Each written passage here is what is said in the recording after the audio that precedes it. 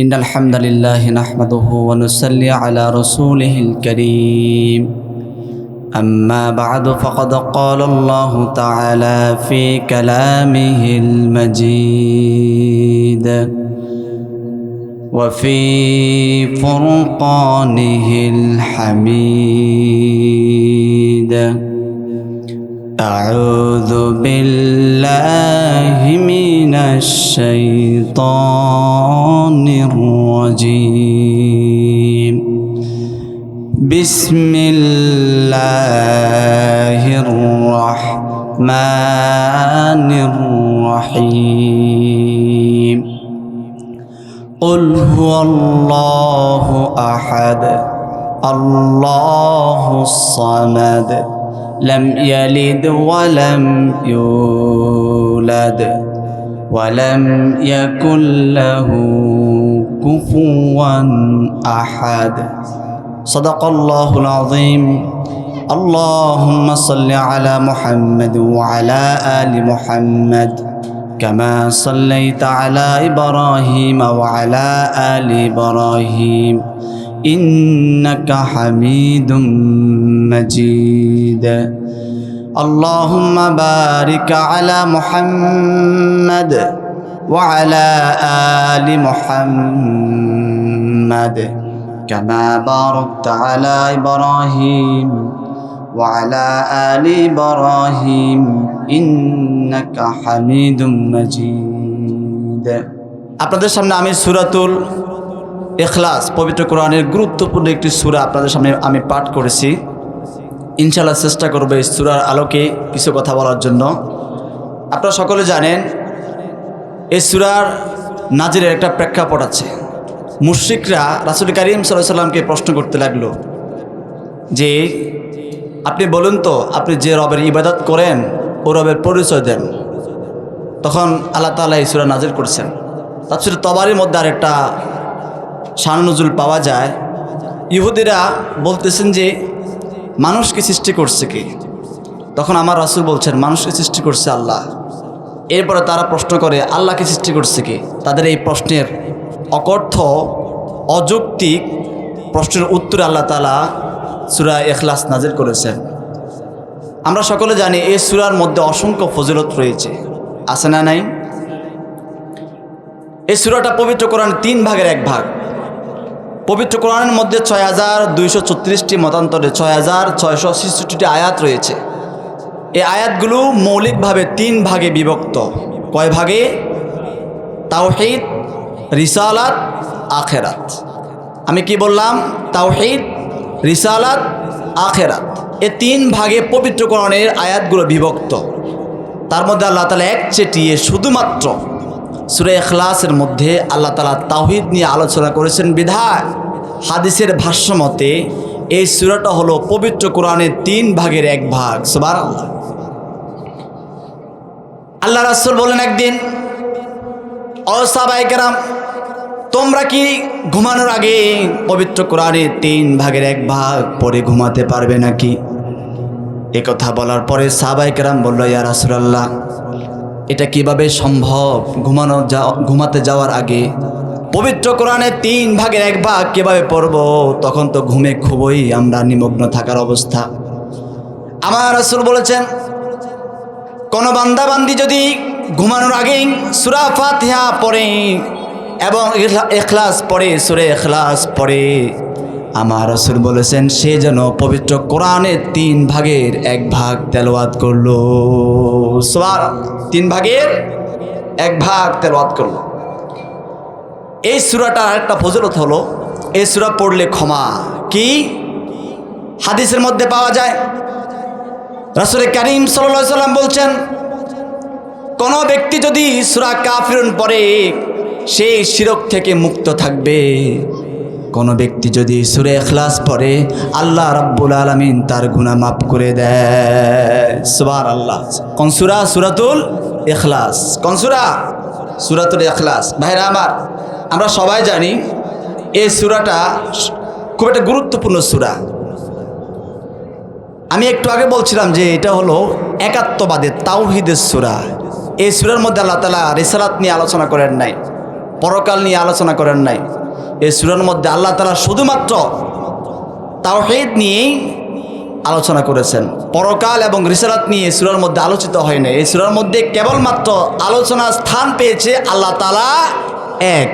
কথা বলেন ঠিক কিনা? ভাইয়ের আমার, আল্লাহ তাআলা যে এই সূরার মধ্যে তিনি একাত্মবাদ, তিনি একক, সেটা আল্লাহ তাআলা এই সূরার মধ্যে সুন্দরভাবে প্রকাশ করেছেন। শুনতে রাজি আছেন নাকি?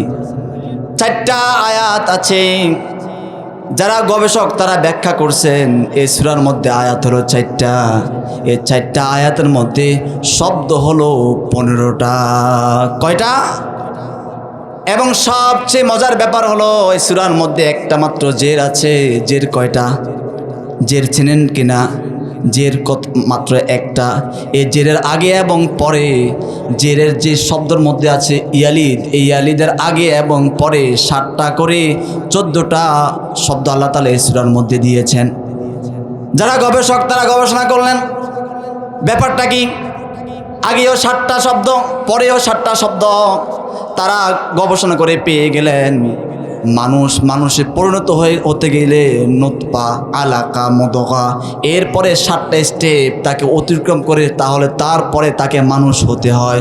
আমার আল্লাহ তাআলা কেন জানে বুঝাচ্ছেন আগে 7 শব্দ পরে 7 শব্দ জেরের আগে। তিনি কেন জানে বুঝাচ্ছেন আমার আল্লাহ ছাড়া আর কোনো মাবুদ নাই। সুবহানাল্লাহ। আরো মজার ব্যাপার হলো একটা মাত্র জের, এই জেরের আগে 23টা বর্ণ আছে, জেরের ঠিক পরে 23টা বর্ণ আছে। যারা গবেষক রিসার্চার তারা গবেষণা করেন এর জেরের আগে 23টা বর্ণ, জেরের পরে 23টা বর্ণ বোঝায় মানব সৃষ্টির 23 জোড়া ক্রোমোজোম দিয়ে সৃষ্টি। আমার আল্লাহর সাথে এই 23 জোড়ার কোনো সম্পর্ক নাই। সব কিছুর উপরে হলো আমার আল্লাহ। সুবহানাল্লাহ। সব কিছুর উপরে কে? আল্লাহ। আরো মজার ব্যাপার শুনেন, আয়াত কয়টা? আমার সাথে সবাই পড়েন, কুল হুয়াল্লাহু আহাদ আল্লাহুস সামাদ লাম ইয়ালিদ ওয়া লাম ইউলাদ ওয়া লাম ইয়াকুল লাহু কুফুয়ান আহাদ। কয়টা আয়াত? 4টা আয়াত। 4টা আয়াতের প্রতিটা আয়াতের মধ্যে আল্লাহ তাআলা এক, তিনি বুঝাচ্ছেন কিভাবে একটু খেয়াল করেন। আল্লাহ তাআলা এখানে বলছেন কুল হুয়াল্লাহু আহাদ। হু আহাদ এমন একটা শব্দ ইউজ করেছেন, আহাদ ইউজ করছেন। আল্লাহ তাআলা বলতেন কুল হুয়াল্লাহু ওয়াহিদ, আল্লাহ তাআলা এক, অর্থ কিন্তু সমস্যা হতো না। কিন্তু আল্লাহ তাআলা এখানে বলছেন আহাদ মানে হলো একক। আহাদের পরে আর কোনো সংখ্যা নাই। ওয়াহিদ পরে ইসনানে আছে, সালাসা আছে না নাই, কিন্তু আহাদের পরে আর কোনো সংখ্যা নাই। সূরা ইখলাসের এই প্রথম আয়াত দ্বারা আল্লাহ তাআলা কেন জানে বুঝাচ্ছেন তিনি হলেন এক। সুবহানাল্লাহ। আরো মজার ব্যাপার হলো দ্বিতীয় আয়াত হলো আল্লাহুস সামাদ। আমি যতটুকু কাটাকাটি করছিলাম আস-সামাদ দিয়ে কোরআন কারিমে সার্চ করছিলাম, আলিফ লাম বাদ দিয়ে সদ মিম দিয়ে সার্চ করছিলাম, একটা মাত্র শব্দ কোরআনের মধ্যে, সেটা হলো সূরা ইখলাসের দ্বিতীয় আয়াতে। তার মানে এটা দ্বারা বোঝায় আল্লাহ কয়জন? কয়জন? দ্বিতীয় আয়াতে মিল পেলাম। তৃতীয় আয়াতে এবার আসেন, লাম ইয়ালিদ ওয়া লাম ইউলাদ। অর্থ হলো আল্লাহ তাআলা কাউকে জন্ম দেন নাই, কারো থেকে জন্মগ্রহণ করেন নাই। ইয়া লাম দাল ইয়ালিদ, ইয়া ওয়ালাম দাল ইউলাদ, এই 2টা শব্দ আপনি সার্চ করলে ঠিক হুবহু কোরআন শরীফে একবার করে আছে। সুবহানাল্লাহ। তৃতীয় আয়াতে মিল পাইছে যে আল্লাহ তাআলা একজন। এবার আসেন চতুর্থ আয়াত, ওয়ালাম ইয়াকুল লাহু কুফুয়ান আহাদ। আল্লাহ তাআলা চতুর্থ আয়াতে আমাদেরকে বুঝাচ্ছেন কুফুয়ান মানে হলো সমকক্ষ। কুফুয়ান শব্দ অর্থ কি? এই কুফুয়ান শব্দ সমকক্ষ, এটাও পবিত্র কোরআনে সমকক্ষ অনুপাতে একবারে আসছে, সেটাও সূরা ইখলাসের মধ্যে। সুবহানাল্লাহ। প্রতিটা আয়াতের মধ্যে আল্লাহ তাআলা কেন বুঝাচ্ছেন আমি এক, আমি এক। আমাদের রব কয়জন? একজন। তিনি প্রতিটা আয়াতে বুঝাইছেন যে আমি এক। এটাই তাওহীদের সূরা, একমাত্র সূরা, এটা সূরাতুল ইখলাস। ভাইরা আমার, তাহলে আমরা মিল পেলাম, সূরার সাথে বাস্তবের মিল আছে না নাই? এবারে একটু আমরা আস্তে আস্তে আলোচনার দিকে ঢুকি। আল্লাহ তাআলা বলছেন কুল হুয়াল্লাহু আহাদ, তিনি হলেন এক। তিনি হলেন এক। এক হওয়ার জন্য, একক হওয়ার জন্য তিনটা শর্ত। শর্ত কয়টা? তিনটা শর্ত। যে জ্ঞানে পরিপক্ক, এরপরে যে সম্পদে পরিপক্ক, তৃতীয় নাম্বার হলো যে ক্ষমতায় পরিপক্ক। আসমানের নিচে জমিনের উপরে এই তিনটা জিনিস এট এ টাইম কারো ভিতরে নাই, একজনের ভিতরে আছে। চিৎকার করে বলুন তিনি কে? একক হওয়ার জন্য, ইউনিক হওয়ার জন্য, ইবাদত পাওয়ার যোগ্য হওয়ার জন্য এট এ টাইম আপনার ভিতরে তিনটা গুণ থাকতে হবে। এলেম, ক্ষমতা এবং সম্পদ। এই তিনটা জিনিস এট এ টাইম কার ভিতরে আছে? আল্লাহর কাছে আছে। এছাড়া দুনিয়ার কোনো মানুষের কাছে নেই। আপনারা জানেন এই পৃথিবীর বুকে যারা দেশগুলো শাসন করতেছে, আমেরিকা 51টা অঙ্গরাজ্য। কয়টা? 51টা অঙ্গরাজ্য। বর্তমানে আমেরিকার প্রেসিডেন্ট হলো ট্রাম্প। আপনি বলুন দেখি, ট্রাম্পের ভিতরে কি তিনটা গুণ আছে না নাই? নাই। কারণ ট্রাম্প নিজে নিজের বিদ্যা দিয়ে দেশ চালাতে পারে না। দেশ চালানোর জন্য পরামর্শ সভা আছে না নাই? এরপরে ট্রাম্প শুধুমাত্র ধরতে গেলে ধরে নেন সে আমেরিকার মালিক। আমেরিকা ছাড়া ওই পৃথিবীর বুকে আরও 227টা দেশ আছে। সে কিন্তু 227টা দেশের মালিক নয়। তার মানে তার সম্পদেও কম আছে না নাই? এরপর 3 নাম্বার ধরে নেন ক্ষমতা। ট্রাম্প ইচ্ছা করলে তার দেশে তার ক্ষমতা সে প্রয়োগ করতে পারবে। সে ইচ্ছা করলেও আমার দেশে তার ক্ষমতা প্রয়োগ করতে পারবে। তার মানে তার ক্ষমতায় সংকুলান। কিন্তু বাস্তবে মিলান, আমার আল্লাহর কাছে এলেম আছে না নাই? সম্পদ আছে না নাই? এরপরে ক্ষমতা আছে না নাই? আল্লাহ তাআলা বলেন এলেমের ব্যাপারে, ওয়ামা উতিতুম মিনাল ইলমি ইল্লা কলিলা। আল্লাহ রাব্বুল আলামিন বলেন আমার বিশাল এলেম থেকে, বিশাল জ্ঞান ভান্ডার থেকে আমি তোমাদেরকে তুচ্ছ পরিমাণ এলেম দিয়েছি, যে এলেমের কারণে তোমরা উড়োজাহাজ বানাও, হেলিকপ্টার বানাও। সমস্ত এলেমের মালিক একজন। চিৎকার করে বলুন তিনি কে? তিনি কে? তাহলে এলেমের মালিক আল্লাহ, দলিল পাইছে কিনা? এবার আসেন 2 নাম্বার, সমস্ত ক্ষমতার মালিক কে? তিনি যাকে ইচ্ছা ক্ষমতা দেন, যাকে ইচ্ছা আবার ক্ষমতা থেকে নামায়া দেন। চিৎকার করে বলুন তিনি কে?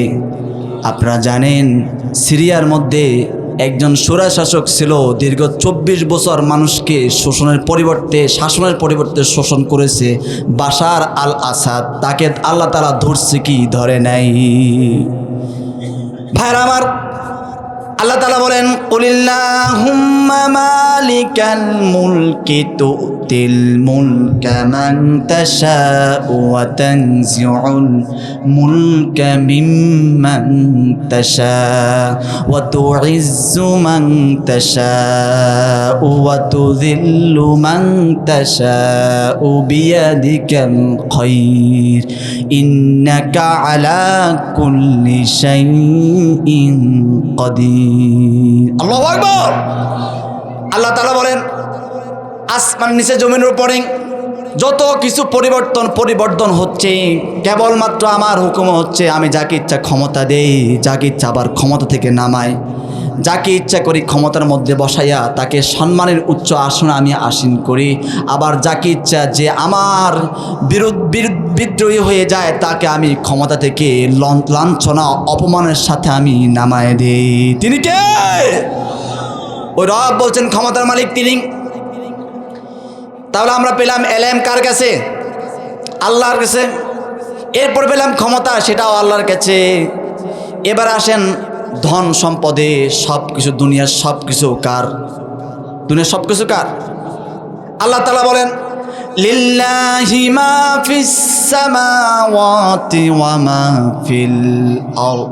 আল্লাহ তাআলা বলেন আসমানের নিচে জমিনের উপরে, আসমান এবং জমিনের মধ্যে যা কিছু আছে সব কিছু আল্লাহর। সব কিছু কার? আল্লাহ। তাহলে একক হওয়ার জন্য, ইবাদতের উপযুক্ত হওয়ার জন্য 3টা শর্ত। 1 এলেম লাগবে, 2 সম্পদ লাগবে, তিন ক্ষমতা লাগবে। এই তিনটা জিনিস আল্লাহ ছাড়া দুনিয়ার কারো কাছে নাই। তার মানে আমরা ইবাদত করবো কার? আল্লাহর। আল্লাহর ইবাদত ছাড়া আর কারো ইবাদত। এখন ভাইরা আমার, আল্লাহ তাআলার ইবাদত করার জন্য তিনি যে তাওহীদ, তিনি যে রুবুবিয়াত উলুহিয়াতের সত্তা মালিক, এরকম একটা বিধান কোরআনে আছে না নাই? ভাইরা আমার, বিধানদাতা হিসেবে তিনি একক। বিধানদাতাকে, আইনদাতাকে, হুকুমদাতাকে, রিজিকদাতাকে। আপনার যখন যা কিছু প্রয়োজন তা কিছু আপনাকে দিচ্ছেন, তিনি কে? বিধানদাতা হলো তিনি। সৃষ্টি যার, আইন চলবে তার। সৃষ্টি কার? আইন চলবে কার? কথা কি আমার? আল্লাহ তাআলা বলেন, আলা লাহুল খালকু ওয়াল আমরু। অপর আয়াতে আল্লাহ তাআলা বলেন, ইনিল হুকমু ইল্লা লিল্লাহ। আল্লাহ তাআলা বলেন, তামাম নবমণ্ডল এবং ভূমণ্ডল যার, আইন চলবে তার। একটু চিৎকার করে বলুন তো, আসমান জমিনের মালিক কে? আমার আপনার মালিক কে? আমাদের সবার মালিক কে? তাহলে সৃষ্টি যার, আইন চলবে তার। আইন চলবে কার? এরপরে ভাইরা আমার, রিজিকদাতার মালিক, রিজিকদাতা কে? আপনাকে খাওয়ায় কে?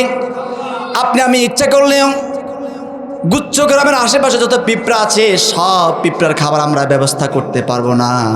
আল্লাহ তাআলার অসংখ্য সৃষ্টি আছে, সব সৃষ্টির খাবারের ব্যবস্থা করতেছেন একজন, তিনি কে? আল্লাহ রাব্বুল আলামিন বলেন, ওয়ামা মিন দাব্বাতিন ফিল আরদি ইল্লা আলাল্লাহি রিজকুহা। আল্লাহ রাব্বুল আলামিন বলেন, তামাম পৃথিবীর বুকে যত প্রাণী খাবারের প্রয়োজন, আমি আল্লাহ তাদের খাবারের ব্যবস্থা করে দিই। তাহলে আমাদের রিজিকের মালিক একজন, তিনি কে? তিনি আমাদেরকে খাওয়ান, তিনি খান না। আল্লাহ তাআলা বলেন, ওয়াহুয়া ইউতিমু ওয়ালা ইউতআমু। আল্লাহ তাআলা বলেন, আমি সকল প্রাণীকে খাওয়াই, ওয়ালা ইউতআমু, আমি কোনো খাবার গ্রহণ করি না। সুবহানাল্লাহ। আপনার কোনো খাবার আল্লাহ তাআলা প্রয়োজন নাই। আল্লাহ তাআলা বলেন এরপর আয়াতে, আল্লাহুস সামাদ, তিনি হলেন অমুখাপেক্ষী। আল্লাহ তাআলা বলেন, মা উরিদু মিনহুম মির রিজক ওয়া মা উরিদু আন ইউতিমুন। আল্লাহ রাব্বুল আলামিন বলেন, তোমাদের কোনো খাবারের প্রয়োজন আমার নাই, তোমাদের কোনো খাবার আমার দরকার নাই, বরং আমি তোমাদেরকে রিজিক দেই। আমার রিজিক থেকে তোমরা খাচ্ছ, ভক্ষণ করছো। তাহলে আমরা খাচ্ছি আল্লাহ রিজিক থেকে, পরিধান করতেছি আল্লাহ রিজিক থেকে। কথা চলবে একজনের, তিনি কে? কার? ভাইরা আমার, এরপর আল্লাহ তাআলা বলেন, বিধানদাতা হলেন তিনি। বিধানদাতা কে? আল্লাহ রাব্বুল আলামিন বলেন, আল হাক্কু মির রাব্বিকা ফালা তাকুনান্না মিনাল মুমতারিন। আল্লাহ রাব্বুল আলামিন বলেন, বিধান আসছে আল্লাহর পক্ষ থেকে, ফালা তাকুনান্না মিনাল মুমতারিন। ও রাসূল, আপনি যারা পথভ্রষ্ট, যারা অনুশোচনাকারী, তাদের অন্তর্ভুক্ত হয়ে যান। যারা পথভ্রষ্ট, তাদের অন্তর্ভুক্ত আপনি হয়েন না। তাহলে বিধান চলবে কার? আল্লাহ। এরপর আমার আল্লাহ তাআলা বলেন, তাবারাকাল্লাযী বিয়াদিহিল মুলকু ওয়া হুয়া আলা কুল্লি শাইইন কাদির। আল্লাহ রাব্বুল আলামিন বলেন, তাবারাকাল্লাযী, বরকতপূর্ণ ওই সত্তা, বিয়াদিল মুলকু ওয়া হুয়া আলা কুল্লি শাইইন কাদির, যার হাতে ক্ষমতা, যার হাতে বিধান। কার হাতে বিধান? বিধান কার হাতে? আল্লাহর হাতে। তাহলে বিধান চলবে কার? সূরা ইখলাস আমাদেরকে শিক্ষা দেয়, বিধান চলবে কার? এরপর ভাইরা আমার, দুনিয়াতে যত শক্তি আছে, যত কিছু আছে, সব শক্তির উৎস একজন, তিনি কে? তিনি হলেন আল্লাহ। সমস্ত শক্তির উৎস তিনি কে?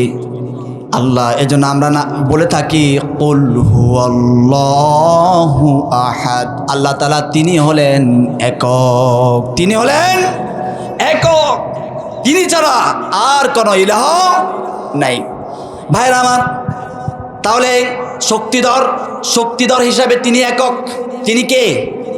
আল্লাহ তাআলা বলেন আন্নাল কুওয়াতা লিল্লাহি জামিআ, নিশ্চয় সমস্ত শক্তির উৎস একমাত্র তিনি। চিৎকার করে বলুন তিনি কে? আল্লাহ।